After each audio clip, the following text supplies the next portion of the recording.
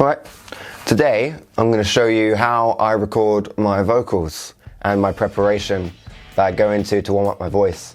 I am not trained as a singer, I just kind of figured it out. I'm probably doing a lot of damage, so don't take my word as gospel, but if you're having trouble or you feel that you might not be able to fully commit to it yet, hopefully this helps you out. So to start off, I'm going to give you one secret before it goes cold. This is filled up with hot water, and it's got one tiny menthol crystal in there to help clear my sinuses. As you can hear, my nose is basically always blocked and I hate it very much, but this helps me clear that. So I'm going to breathe it in for you now. It's really strong. That's why you can have like one tiny little crystal in hot water. You just breathe that in every now and then. You can hear that my voice is already, I can feel it at least. My voice is getting a lot looser. Just deep breaths. It's good for you, this stuff. I don't know why I've always got blocked nose, but this helps me remedy that. I shouldn't be singing through my nose anyway, so I have kind of learnt to kind of direct my voice differently, but that's still a characteristic that I have, because my voice is my voice. But don't feel bad about your voice. The best singers are singers who sound unique. And not just unique in the way that they've made their voice sound really weird, but they sound the same way they talk, and they have a very characteristic voice. Therefore they sing very characteristically. I look up to singers like Peter Gabriel, Phil Collins and David Byrne, because they have a sound, and there's authenticity to that sound. They perform their songs that they write with passion. It makes me feel better about my voice, because I don't have the Ariana Grande voice, no matter how hard I try. But these guys make me feel... Okay, this is going cold now, so I think we've done the most we can with that. There is another method to kind of clear out your nose and your sinuses, and I can really feel the benefit of that. Okay, but the other method, I learned this from a very good friend of mine. You pull your nose like that and go... Not very glamorous, but I learned that from John, so thanks, John. Okay, so sinuses are cleared, or they're better than they were. Now it's time to actually do some vocal warm-ups. Now, first thing I like to do is just shake up my face and get my tension out of my cheeks out. As you notice when I talk, I'm always like this, because I've always got tension in my cheeks and in my jaw. But if you shake your face out and stretch it, ow, and shake it around, take your glasses off so I don't throw them around. Lip rolls.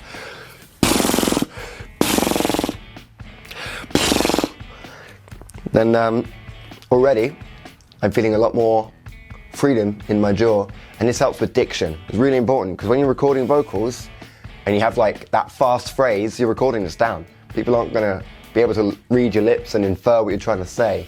You really need to explain very clearly and dictate all of your syllables, unless you just want to be one of those mumble rappers, in which case this isn't a good video for you. Okay, so we've got the lip rolls done. We can hum with it now.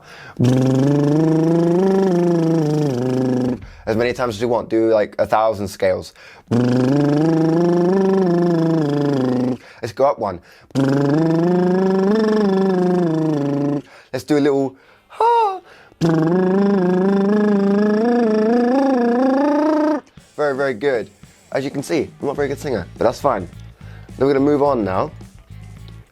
We're going to use a straw, a little bit of bubbles. I saw this in the video with that lady who teaches metal singing. I don't know her name, I'm really sorry. But she seems really good. And I saw this in the video and I was like, that is a great idea. And I saw Newton Faulkner do it too, so it must be good. You do exactly the same thing we just did there, but you get bubbles in the water as you hum, naturally. And your aim is to keep the bubbles at a constant level. You don't want to go higher and then have the bubbles go la la la la. You want to keep the bubbles at a consistent level, and that shows that you're moving an appropriate amount of air and you're not stressing too much in as you sing.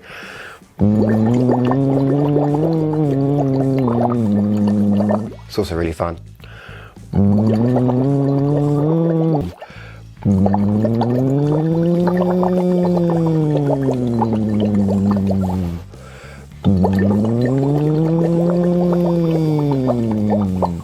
What I'm doing there is like a little siren, tiny little one. this is my issue, right? I get shy in my own house, you know, and I can perform in front of crowds with no worries, and I can be that cocky singer frontman guy. But when I'm in my own home, I'm like, oh, I better be quiet now. And I can play my amp as loud as I want. Well, not as loud as I want. But I don't really get that same concern with my guitar. But when it comes to me singing, I get really, really like, oh. But you just got to do it, you know. If you want to record at home, you're recording at home. Just do it. And this is what's helping me out with this stay-at-home thing. Okay, fine. But I want to make some songs, and it's good this way. So, one more time.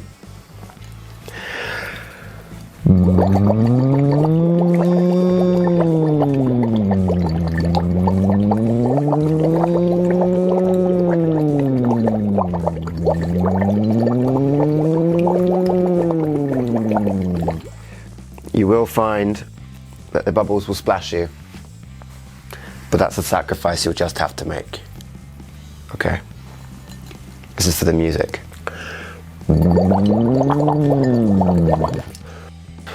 One last thing that I found really, really helpful, I learnt this from Chloe Hawkins Ritchie. Thank you very much, Chloe. She told me about this throat massager boy who can like fully move in behind your throat and like massage and get all the tension out. And I was like, okay, that sounds horrible and really, really expensive because he's probably a specialist and he's in London anyway. So that's off the table. However, as she was telling me about this, she was moving her throat around either side. She was moving her throat around either side. And it feels horrible and it sounds horrible. You get like this crunching sound, but your goal is to do this as much as possible to get the crunching to a minimum, because you have so much tension caught up in here over just living your day and talking. It's good to do this. But you've got to be safe with it, because obviously I'm not a specialist and you're probably not either. But I do find this helps, just slightly. I don't want to do it any harder because it feels gross. But it does help. Okay, so I'm going to go for a take now. I'm not as warmed up as I could be, but screw it. So what we're going to do is we're going to get my song up on my computer, and I'm going to sing it straight into that microphone. And I'll tell you about that microphone. The microphone I use is an AKG C414 condenser mic. It has loads of different polar response patterns. I keep it on cardioid because I just want to focus on the initial signal, not what's going on around it. It's got loads of different functions. Look that up, it's good. This obviously isn't quite the beginner mic, but what I was using when I was starting out was this AKG C7, and these are really cheap. Only thing is that this kind of takes away a lot of the mid and high in the voice. It's not got a lot of clarity, this microphone. It still worked. I got some songs done with it. And you know, it's not terrible, but you know, I would probably recommend a Shure over this. But if you find one secondhand and you want to get started, then definitely recommend. But yeah, I use the 414 for right now. It's really good for lots of things like guitar, drums, but I like it for my vocals. So when it comes to recording at home, the two fundamentals that you need, really, you need to remember to avoid any reflections, and I'm not in the best space for this, so I'm improvising. I'm really lucky that I have this frame here. This is like a shield with foam around the sides, so the direct reflections are dampened and they're bouncing in directions which won't really affect the microphone. But to also help out with that, I'm singing into a curtain, which helps me out. But if you don't have this, that's okay. A lot of people just go into their wardrobe. They've got all their clothes there, it's really tight, no reflections there. You know, that's arguably better than what this does. So yeah, just bring your microphone and just sing into that cupboard. It's dark, scary, but it's okay. You won't get any reflections. Also, when I'm doing things seriously, I use headphones. And this just stops the track from bleeding in as you're recording.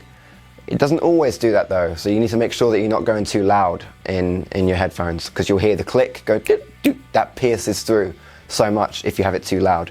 And the track can also pierce through as well, because after all, you're going to probably compress these vocals, so anything that's really, really quiet is only going to get louder, especially if you're already using a condenser microphone, which is really, really sensitive as it is. So, as low as you can on your headphones, closed backs to stop the bleed, and try and avoid any reflections. Use your cupboard if you have to. And that's how you do it, folks. Okay, I'm gonna get my lyrics up on my phone. There's no shame in that. And you see I've got one headphone with the audio in, another headphone just at the back there. And the reason why I've done that is so that I can hear how my voice sounds in the room, because when I have my headphones fully closed on, I can't quite hear how my voice is actually sounding. I get lost in the mix, and since I need to keep it quiet, it's harder to tell. And that's why I like to have it, just so I can still feel my ear in the room, and this one gets blasted with the sound at a sensible level, because we're recording. Stand outside, watch the world go by. Nothing seems to matter here. So that's vocals done. I think I was flat though, for most of it, so we're gonna go again. I was flat, so we're gonna go again. You be where you are.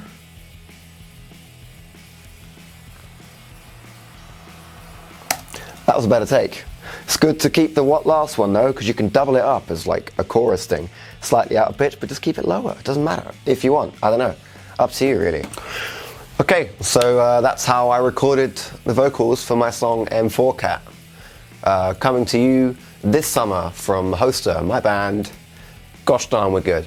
Yeah, this wasn't supposed to be a tutorial really. I hope that people can watch it and think that, you know, there's no reason why they can't do this. I hope that this inspires people to just kind of give it a go, to record vocals in their own home, because you're only going to get better if you start, and if you don't start now, then when, huh? I hope that helps. And yeah, don't take everything I say as like, oh, I learned this from this guy, because I'm not an expert, and if you get hurt, then I don't want to be responsible for that. I'm really sorry.